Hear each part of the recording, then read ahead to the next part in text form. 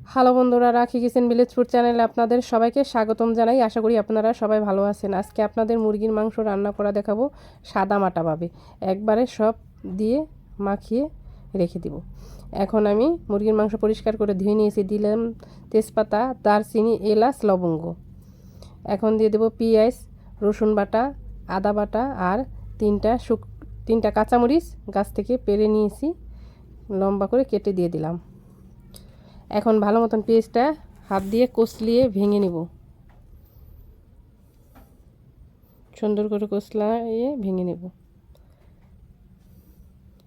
এখন দিয়ে দেবো হলুদের গুঁড়ো, এখন দিয়ে দেবো মরিচের গুঁড়ো, 2 চামচ মরিচের গুঁড়ো দিয়ে দেবো, এটা কাশ্মীরি মরিচের গুঁড়ো। এখন দিয়ে দেবো 2 চামচ লবণ।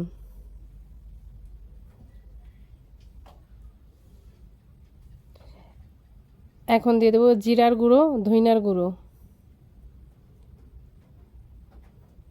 দিয়ে ভালো মতন হাত দিয়ে মিক্স করে নিব।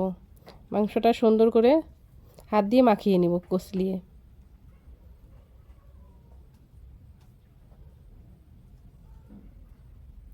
এখন দিয়ে দেব সরিষার তেল পরিমাণ মতন।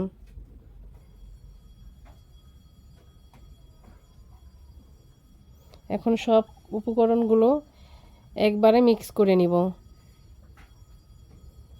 সুন্দর করে মিক্স করে নিব। যত হাত দিয়ে মাংসটা মাখিয়ে নেবেন তত মাংসটার ভেতরে মশলাটা ভালো মতন ঢুকে যাবে এবং মাংসটা খেতেও অনেক মজা লাগবে।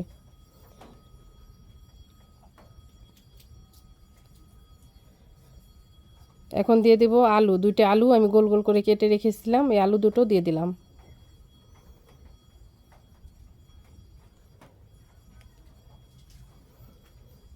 অনেক সুন্দর করে আমি হাত দিয়ে মাখিয়ে নিব। আপনারা যতটা সময় নিয়ে মাখাতে পারেন ততটা সময় নিয়ে আপনারা মাংসটা মাখিয়ে নেবেন, তাহলে মাংসটা খেতে অনেক মজা লাগবে।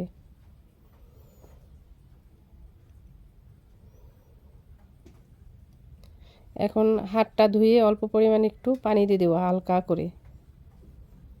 এখন আমি মাংসটা সুন্দর করে চেপে চেপে পাতিলের ভিতরে বসিয়ে দিলাম। এখন আমি আধা ঘন্টার জন্য এভাবে বাটি দিয়ে ঢেকে রেখে দিব। আধা ঘন্টা পরে এসে গেলাম আপনাদের মাঝে। এখন আমি পাতিলটা গ্যাসে বসিয়ে দিব। আজকে আমি মুরগির মাংসটা গ্যাসে করতেছি, কেন পাতিলটা ছোট তার জন্য। এখন এইভাবে ঢাকনা দিয়ে ঢেকে ঢেকে আমি রান্না করে নিব। এখন আমি নেড়ে দিব,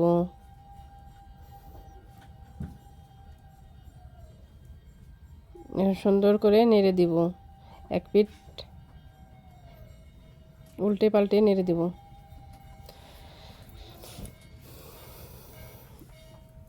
সুন্দর করে নেড়ে মাংসটা উল্টে পাল্টে নেড়ে দিলে তাহলে মাংসটার ভিতরে মশলাটা ভালো মতন ঢুকবে।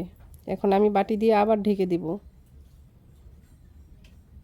এভাবে আমি ঢেকে ঢেকে অনেকক্ষণ ধরে মাংসটা রান্না করতেছিলাম। এখন মাংসটা রান্না করা মানে কষানো হয়ে গেছে। এখন আমি মাংসটার উপর দিয়ে গরম পানি দিয়ে দিব। কতটা সুন্দর হয়েছে মাংসটা, দেখুন রান্না করা অনেকটা সুন্দর হয়েছে। আর এই রান্না করাটা কি বলবো আপনাদের, অসাধারণ লাগে আমার কাছে। আপনারা একবার হলো বাড়িতে এভাবে ট্রাই করে খেয়ে দেখতে পারেন। এখন আমি গরম পানি দিয়ে দিলাম, গরম পানি করে রেখেছিলাম, গরম পানিটা দিয়ে দিলাম মাংসতে, যাতে মাংসটা আর বেশি মজা লাগবে। আর আমার মাংস রান্নার ভিডিওটা দেখে যদি ভালো লাগে অবশ্যই একটা লাইক, কমেন্ট এবং চ্যানেলটা সাবস্ক্রাইব করে দিবেন রাখি কিচেন। দেখুন মাংসটার কালারটা কতটা সুন্দর হয়েছে। এখন উপর দিয়ে গরম মশলার গুঁড়ো ছিটিয়ে দিয়ে কিছুক্ষণ পরে নামিয়ে নিব।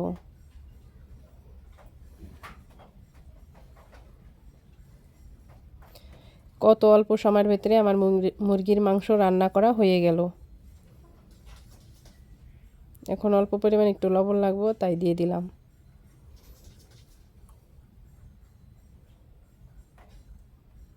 কি সুন্দর কালার এসেছে দেখুন, আর মাংসটা খেতেও অনেক মজা লেগেছে। আপনারা প্লিজ বাড়িতে একবার হলো এভাবে ট্রাই করে দেখবেন, এই সাদামাটাভাবে মাংস রান্না করে। রান্না করা হয়ে গেছে, এখন আমি গ্যাসটা বন্ধ করে দিলাম। এখন একটা বাটির ভিতরে বেড়ে নিব খাওয়ার জন্য।